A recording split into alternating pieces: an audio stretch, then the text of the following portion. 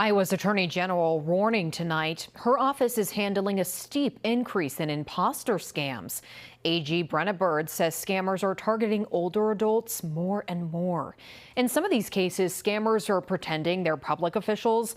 She says recently scammers targeted an Iowa woman, claiming they were with the Federal Trade Commissions. They said they would arrest her if she did not comply. The scammers tricked her into cashing out her life insurance and annuities and told her to give them gold.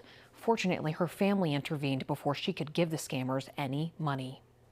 To protect yourself and your loved ones from scams like this, AG warns stay cautious of cold calls, those unexpected emails or texts. Be skeptical of threats. Government agencies and law enforcement will not make threats of immediate arrest, demand you keep conversations secret, or even ask for a payment over the phone. And if you think you're getting scammed, talk to law enforcement directly. Police and government agencies can help confirm whether you're the person you're talking to is really who they say they are.